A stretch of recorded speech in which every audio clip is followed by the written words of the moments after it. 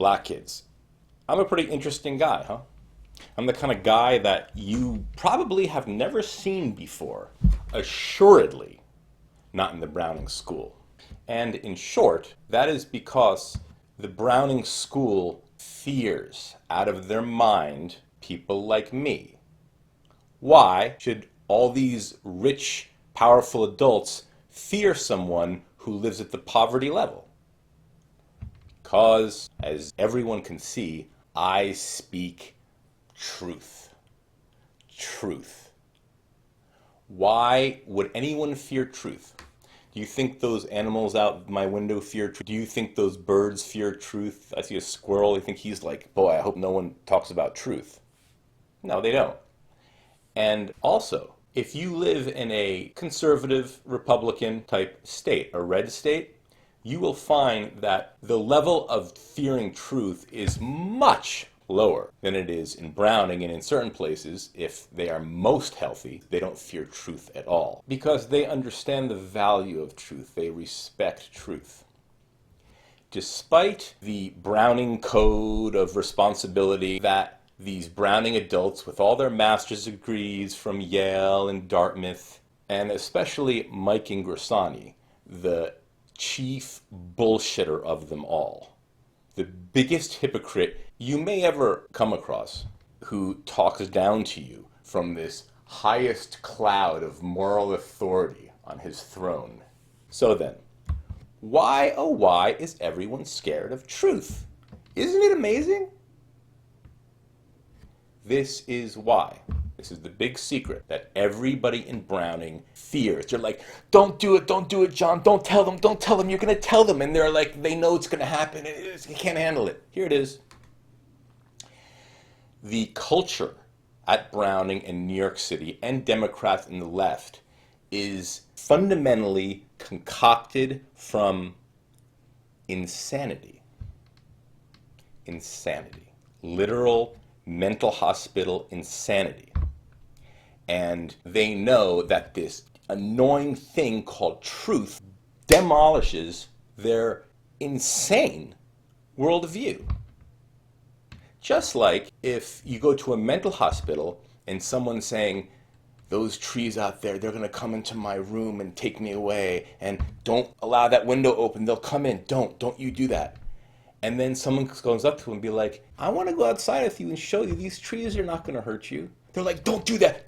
And they actually fear because these people are so sick, they actually believe the trees will attack them. And okay, they fear for their survival, but also they know that you're going to start bringing these really annoying things called logic and evidence to the table. They hate that because they can't deal with it.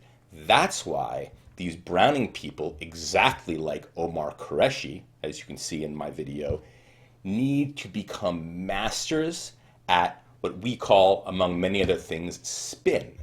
They have to, through evolutionary survival of their insanity, take this constant stream of truth and become masters at maligning it, twisting it. We're going to color it this way, take this word, put it up here, put it up here. For example, just came to me, justice. How are we going to deal with justice? Okay, well, let's put words in front of it, like social justice. And then it's no longer justice. And then they will continue to take facts out of context, minimize, take this. The biggest thing they like to do is omit parts of truth. That's their favorite thing to do. For example, if someone says, Joe doesn't think he can achieve this, they will say, this person said Joe doesn't think. See? See that? They omit. That is the number one tactic these people use. They've made it into the highest dark art. And the masters upon masters, the highest level of esteemed graduation of this dark art is the New York Times newspaper. It's amazing. Those people can make you think your black hair is white. You'll leave that newspaper being like, wow, I never knew my black hair was white. It's really white, and you have black hair.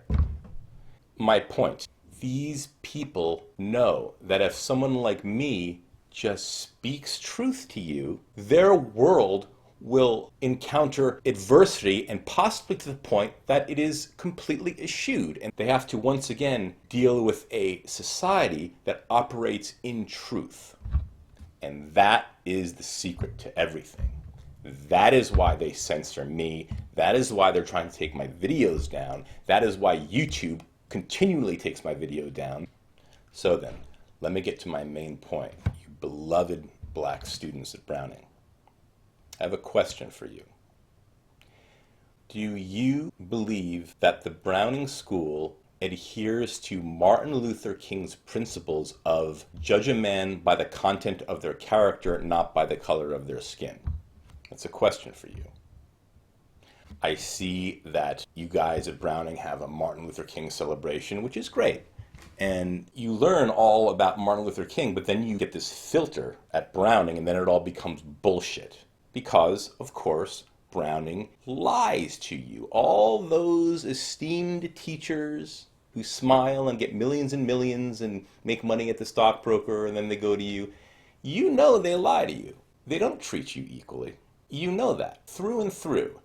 They specifically put you black kids on the front of their media, on the front of the website, on the front of their Browning buzzers, on the Instagrams or the Facebooks. You black kids are posted all over. More than the Latino kids or the Asian kids. Why is that? Is that fair?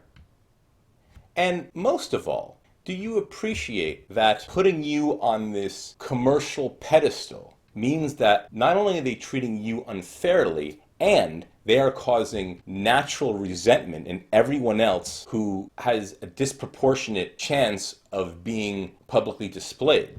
Besides that natural resentment that you don't deserve but is being caused by them to you by your peers, wouldn't you most appreciate and enjoy being treated as a true equal, as I treat you, as Martin Luther King would like you to be treated?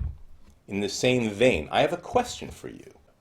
Do you think Martin Luther King would advocate my attitude towards you and the Browning community, or do you think he would advocate John Body's attitude towards your community? Answer that for yourself. Shut the video off and ponder that. Of course, the answer is anybody with integrity and health would never want to be treated privileged than anyone else, because it is a stealing of your right to experience a level playing field and all the fruits of that level playing field, all the recognition, the accomplishment, and the fraternity of a level playing field. Back when I went to school and there was no racism, unlike today where it's rampant because of the left, I never even thought about it back then. But my best friends were a deep black kid named Mark Roach Ewing, an Asian kid named Eddie Savarnapunya, and an Iranian kid named Nader Mobarga, and I never thought about it. These kids were healthy. You know why? Because when Mark and Roach Ewing excelled at something, he was correctly acknowledged, and he got the deserved satisfaction of the acknowledgement for what he did. You black kids, so tragically, can never experience that at Browning, and also in New York City. You can't experience it. In the same way, if you look at all this literary and Hollywood and music trash, and I do mean trash, that gets awards at the Grammys, at the Academy Music Awards, at the Literary Awards, trash.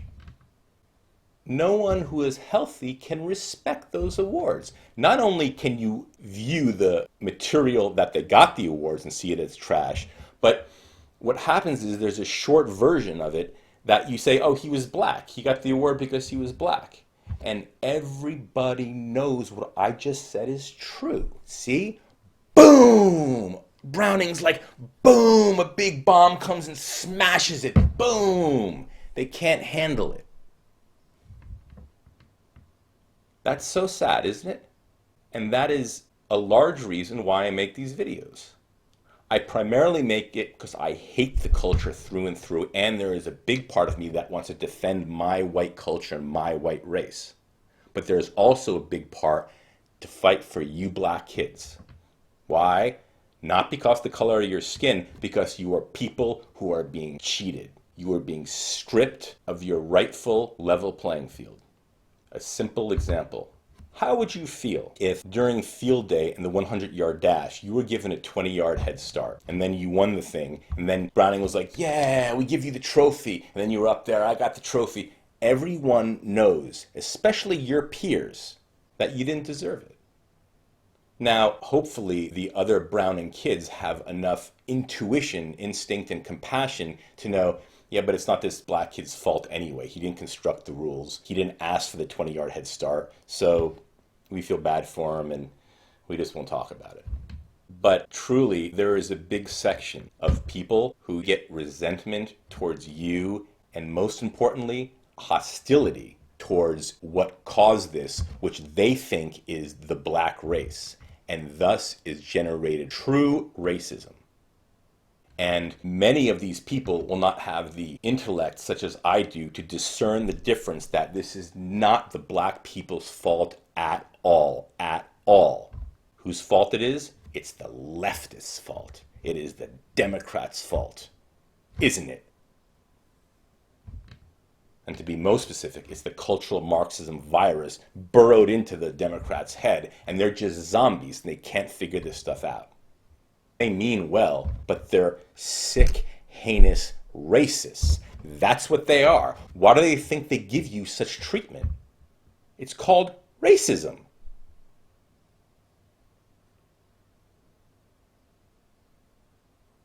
So, I have a suggestion for you black kids if you want to be superheroes. Because, in truth, this sick society has given you this sick superhero power of being immune to criticism. As you know, you can say anything and you're not going to get significant damage for it. You can say, I hate white people. Can you imagine if a Browning white kid said, I hate black people? He'd be expelled. But you can just say that kind of stuff. You can say anything you want. It's superhuman powers they've given you. So would you like to use your superhero capacity for good? Would you like that?